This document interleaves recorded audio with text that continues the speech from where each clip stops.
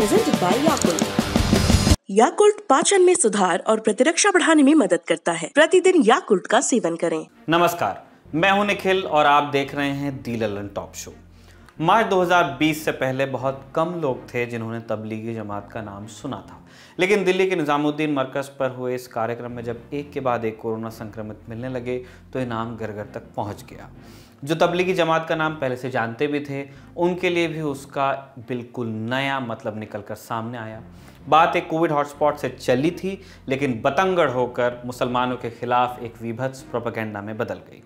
तब से लेकर अब तक कोरोना संक्रमण, उसके फैलने के तरीके और सरकार द्वारा उठाए गए या नहीं उठाए गए कदमों पर बहुत बात हो चुकी है। लेकिन इन सारी बातों के आलोक में कभी इस बात पर अफसोस नहीं जताया गया थोड़ा भी कि कैसे एक धर्म को जानबूझकर एक महामारी जनने के लिए जिम्मेदार बताने की कोशिश हुई। ये देश बड़े आराम से हाथ झाड़ कर आगे बढ़ गया जैसे हमसे कोई चूक नहीं हुई। जमात मामले में आरोपी एक के बाद एक अदालतों से बरी होते जा रहे हैं और अदालतें एजेंसियों को लताड़ लगाती जा रही हैं, लेकिन सुनने की फुर्सत किसे है। अब एक बार फिर हम जमात का नाम सुन रहे हैं एक और इल्ज़ाम के साथ। खबर है कि सऊदी अरब ने तबलीगी जमात को गेट ऑफ टेरर बताकर बैन कर दिया है। भारत में इसकी आलोचना भी हुई है और तारीफ भी। फिर एक किस्म का कन्फ्यूजन भी है कि जो बैन हुआ है और जो अपने यहाँ है वो अलग अलग संस्थाएं हैं। ये सारा कन्फ्यूजन दूर करेंगे आज दिन की बड़ी खबर में, लेकिन उससे पहले हम चलेंगे काशी। काशी में आज वहां के सांसद और देश के प्रधानमंत्री नरेंद्र मोदी ने काशी विश्वनाथ कॉरिडोर के पहले चरण का उद्घाटन किया। दर्शक जानते ही हैं कि इस कॉरिडोर का मकसद काशी विश्वनाथ मंदिर से लेकर गंगा नदी के किनारे स्थित घाट तक के इलाके का पुनरुद्धार है। प्रधानमंत्री 2 दिन के लिए काशी में हैं। उन्होंने आज गंगा नदी में डुबकी लगाई और मंदिर के उद्घाटन के लिए पूजा की। इसके बाद उन्होंने एक संबोधन भी दिया। क्या कहा, सुनिए। माता अन्नपूर्णा के चरणन का बार बार वंदन करत है। अभी मैं बाबा के साथ साथ नगर कोतवाल काल भैरव जी के दर्शन करके ही आ रहा हूं। देशवासियों के लिए उनका आशीर्वाद लेकर आ रहा हूं। काशी में कुछ भी खास हो, कुछ भी नया हो, तो सबसे पहले उनसे पूछना आवश्यक है। मैं काशी के कोतवाल के चरणों में भी प्रणाम करता हूं। गंगा तरंग रमणीय जटा कलापम, गौरी निरंतर विभूषित वाम भागम, नारायण प्रिय मनंग मदापहारम, वाराणसी पुरपतिम भज विश्वनाथम। इसके बाद प्रधानमंत्री ने गंगा आरती में हिस्सा लिया।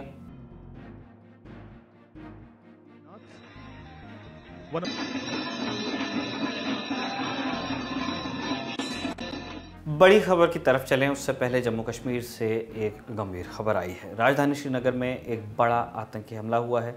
श्रीनगर के जेवान इलाके में जम्मू कश्मीर आर्म्ड पुलिस की बस पर आतंकवादियों ने ताबड़तोड़ फायरिंग की।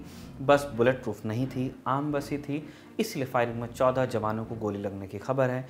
हमलावरों का अभी तक कोई सुराग नहीं लगा है। सुरक्षा बलों ने इलाके को घेर कर तलाशी अभियान शुरू कर दिया है। जैसे ही इस मामले में और अपडेट्स आएंगे, दी ललन टॉप आपको बताएगा।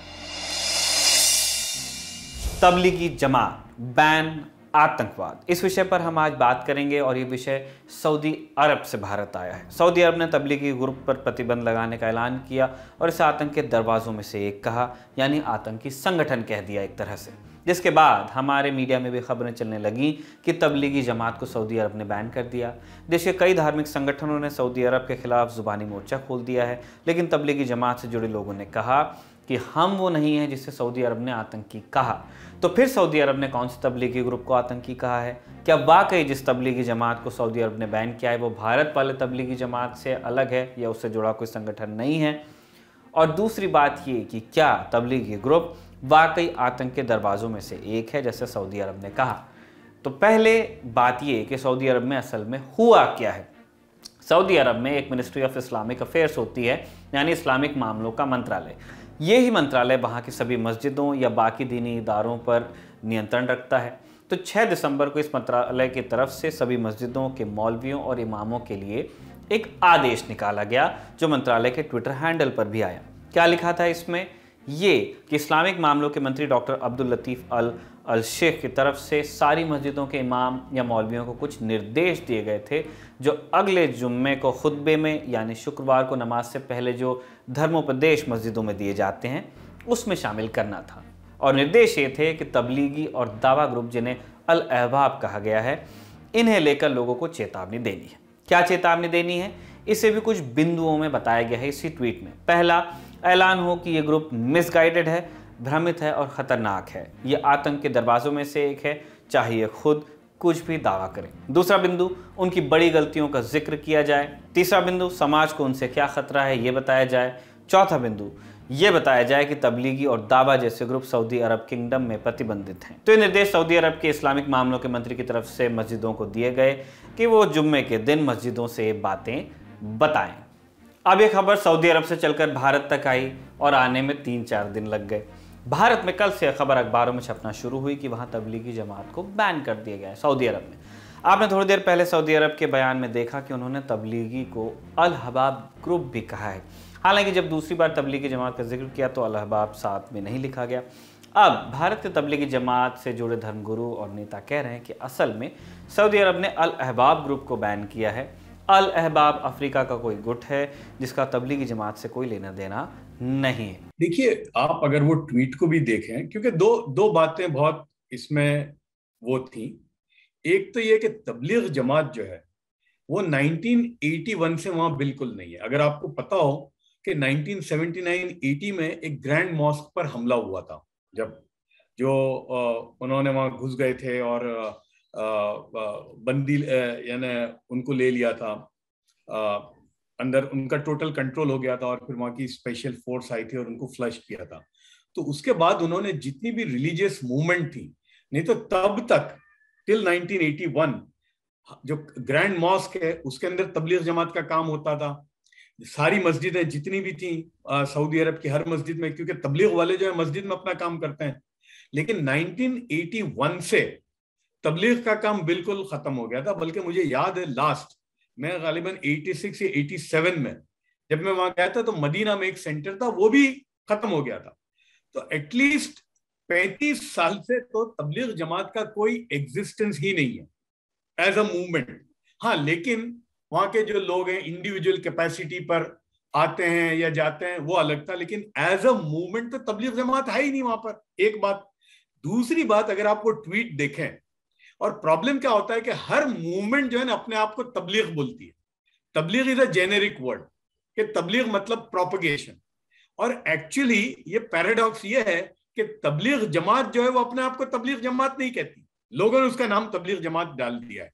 तो वो उसमें क्लियर कट, मैंने भी फिर चेक किया, उसमें क्लियर कट लिखा है तबलीग एंड दावा work done by an association called Al अहबाब।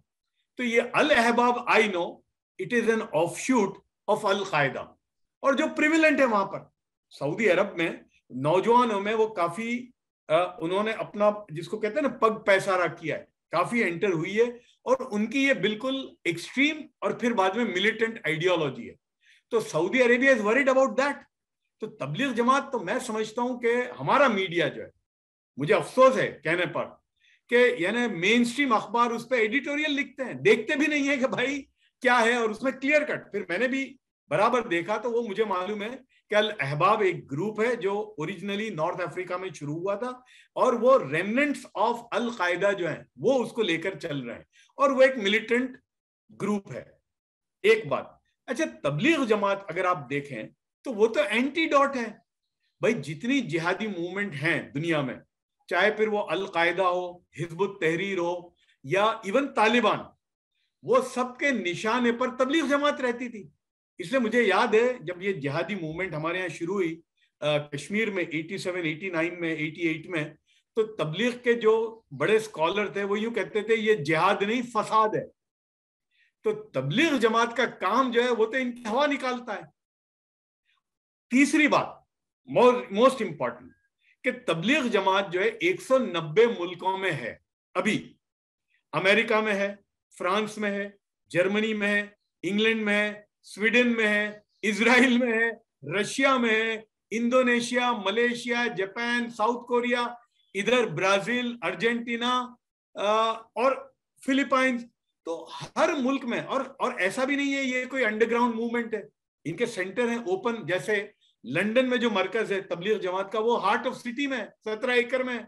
इनका जो वेस्टर्न दुनिया का जो मरकज है वो ड्यूसबरी एक जगह है वेस्ट यॉर्कशायर में, वहां कम से कम 5 एकड़ में है।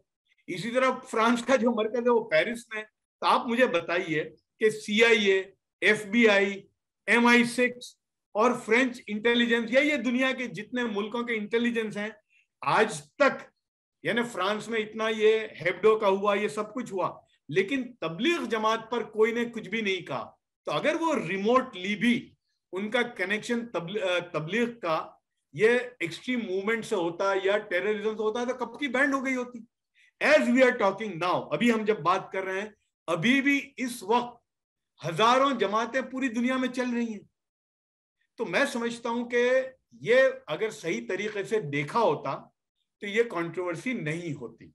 देखिए, सऊदी अरबिया ने तबलीगी जमात पर पाबंदी लगाने की बात कही है, तो दारुल देवबंद ने उसको कंडम किया है और ये मुतालबा किया है सऊदी अरब से कि वो अपने फैसले पर नजरसानी करे, इसलिए कि जमात की कोई भी शिकायत ऐसी नहीं है जिसकी बुनियाद पर उस पर पाबंदी आयद की जाए। अभी अल अहबाब ग्रुप क्या है, इसके बारे में हमने जानकारी जुटाने की कोशिश की। अहबाब का मतलब तो दोस्ती होता है, लेकिन अल अहबाब जैसे किसी ग्रुप की जानकारी हमें किसी क्रेडिबल सोर्स से नहीं मिली। सऊदी अरब की तरफ से भी कोई स्पष्टीकरण या इस तरह का कोई बयान इस मसले पर नहीं आया कि वो जिसे बैन करना चाह रहे हैं वो है क्या। हालांकि सऊदी अरब के बयान की भारत के इस्लामिक संगठनों ने मजम्मत ज़रूर करनी शुरू कर दी है। भारत के इस्लामिक स्कॉलर और धर्मगुरु कह रहे हैं कि इसके पीछे सऊदी अरब की राजनीति है। सऊदी अरब वहाबी इस्लाम को बढ़ावा देता है, इसलिए सूफी किस्म के इस्लाम को सऊदी अरब खतरा मानता है और इसीलिए उनको आतंकवादी कह देता है।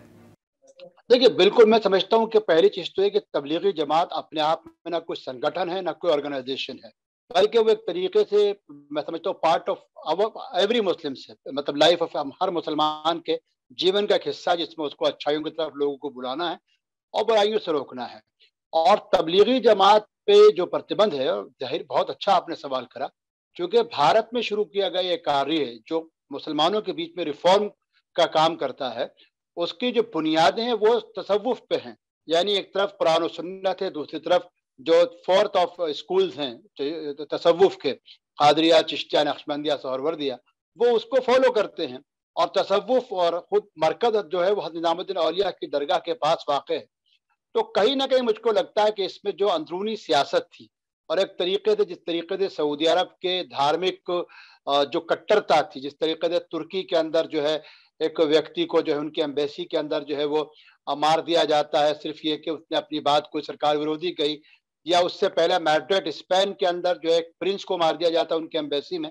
तो कहीं ना कहीं मुझको लग रहा था कि ये तबलीग के खिलाफ नहीं, किसी सोच के खिलाफ नहीं, बल्कि सऊदी अरब का अंदरूनी एक जो समझ सकते हैं आपके जो यानी बोलने पे जो पाबंदी है या फ्रीडम ऑफ एक्सप्रेशन की जो हम बात करते हैं, जो प्रतिबंध है वहां पे, ये उसी को और मजीद कुचलने की या उसको दबाने की या उसको डाइवर्ट करने की कोशिश है। सऊदी गवर्नमेंट ये चाहती ही नहीं है कि सऊदी अरबिया के अंदर जो रहने वाले लोग हैं, नाम तो एक ममलकतुल इस्लामिया का रहे, लेकिन लोग इस्लामी मेंटालिटी के साथ में ना पैदा हो, इस्लामी मेंटालिटी के साथ में आगे ना बढ़े, इसलिए कि अगर वो इस्लामी मेंटालिटी के साथ में आगे बढ़ेंगे तो फिर कहीं ऐसा ना हो जो अफगानिस्तान के अंदर हुआ वो सऊदी अरबिया में भी ना हो जाए। इसलिए लोगों को नाम तो, जैसे मैंने कहा ना कि रप्पीक शप्पीक, ऐसे नाम तो रहने दिए जाए। लोग जो है मुसलमान तो बज़ाहिर रहे, लेकिन उनके ख्यालात, उनके नजरियात पूरे वेस्टर्न होना चाहिए। अब आते हैं इस बात पर कि असल में तबलीगी जमात है क्या। आपने मिशनरी शब्द सुना होगा। मिशनरी शब्द का नाता ईसाई धर्म के साथ है। मिशन होता है धर्म का प्रचार। तबलीगी का मतलब भी यही होता है। तबलीगी का मतलब है अल्लाह की कही बातों का प्रचार करने वाला। वही जमात या जमात का अर्थ है समूह, झुंड, कतार। यानी तबलीगी जमात का मतलब हुआ अल्लाह के संदेशों का प्रचार करने वाला एक समूह, एक तरह से मिशनरीज, लेकिन इस्लामिक। जब भारत में अंग्रेजों का राज था उस समय तबलीगी जमात की नींव पड़ी। ब्रिटिश राज के पहले देश में मुगल थे। अब जैसा लिखा मिलता है मुगलों के समय बहुतेरे लोगों ने इस्लाम कबूल किया, लेकिन मुगलों के जाने के बाद जब ब्रिटिश आए तो उसी समय आर्य समाजियों का आंदोलन शुरू हो गया और उन्होंने कई मुसलमानों को तथाकथित शुद्धिकरण करवाना उनका शुरू किया और हिंदू धर्म में परिवर्तन कराना शुरू किया। इसे रोकने या कहें मुसलमानों को इस्लाम में रोके रखने के लिए तबलीगी जमात की ज़रूरत समझी गई। 1927 का साल था। दिल्ली के निज़ामुद्दीन में मौजूद एक मस्जिद में मौलाना इलियास कांधलवी ने तबलीगी जमात का गठन किया। उद्देश्य मुसलमानों को अपने धर्म में बनाए रखना और इस्लाम का प्रचार।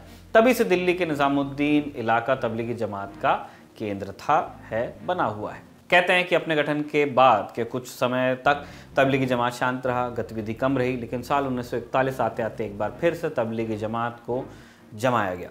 मौलाना इलियास इसे दिल्ली से उठाकर हरियाणा के मेवात ले गए, जहां 25,000 लोगों के साथ मीटिंग हुई और बस जम गया मामला। साल 1946 तक आते आते देश के कई हिस्सों में तबलीगी जमात संगठन फैल चुका था। साल 1947 में भारत के विभाजन के बाद पाकिस्तान और बांग्लादेश का कालांतर में जन्म हुआ और साल 1947 से ही तबलीगी जमात का भारत के बाहर भी ठिकाना बनने लगा। इसके बाद से तबलीगी जमात दक्षिण एशिया के दूसरे देशों के साथ साथ यूरोप और अन्य एशियाई देशों में भी फैलने लगा। खाड़ी देशों तक गया क्योंकि हमारे बहुत सारे लोग वहाँ जाके बसे हुए हैं और यूं ही देश के इलाकों से, अलग अलग इलाकों से तबलीगी जमात के लिए पैसा भी आने लगा चंदे के रूप में, और इसी चंदे से तबलीगी जमात का खर्च चलता है। हर साल इज्तिमा यानी सालाना जलसा का आयोजन होता है। इसमें लाखों की संख्या में मुस्लिम समुदाय के लोग और इस्लामिक स्कॉलर्स शिरकत करने आते हैं और बेहतर इंसान बनने की हिदायत और सीख के साथ विदा होते हैं अपने अपने देश। सुनिए। देखिए, तबलीग जमात जो है ये एक मूवमेंट है जो 1920 में शुरू हुई थी। एक इस्लामिक स्कॉलर थे मौलाना इलियास कांधलवी, उन्होंने शुरू की थी और ये बेसिकली एक देवबंदी थॉट प्रोसेस की मूवमेंट है। इसका दारुल देवबंद से वैसे कोई ताल्लुक नहीं है डायरेक्टली, ना जमीयतुल उलमा से, ना जमात इस्लामी से, लेकिन जो आइडियोलॉजी है यानी जो थॉट प्रोसेस की वो ऑलमोस्ट सिमिलर है। एक दूसरा, देखिए तबलीग एक मिसकंसेप्शन है। तबलीग जमात का काम जो है ना वो कन्वर्जन का बिल्कुल नहीं है। तबलीग जमात का बहुत ही सिंपल मोटा मोटा है, या इसको हम अपनी जुबान में ये कहें कि वो एक क्वालिटी इंप्रूवमेंट प्रोग्राम है। और मैं आपको बोलूं कि जो कन्वर्जन करने वाले जो लोग हैं इस मुल्क में, जो आजकल यूपी में जिन लोगों पर जो जद आई है, तो तबलीग जमात फंडामेंटली, और मैं भी उसमें हूं, कि मेरे पास जो लोग आते थे मैं कहता था भाई हमारा काम बिल्कुल नहीं है। हम बहुत तो अगर मेरी बात से मैं अच्छा हूं, उससे कोई मुतासिर हो जाए ठीक है, हमारा काम किसी को मुसलमान बनाने का बिल्कुल नहीं है। इसलिए तबलीग जमात जो है फंडामेंटली किसी भी किस्म के कन्वर्जन के सख्त खिलाफ है।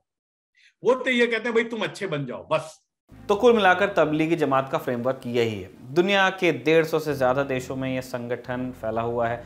आतंकी घटनाओं में शामिल होने का सीधे कोई मामला हमारी रिसर्च में सामने नहीं आया।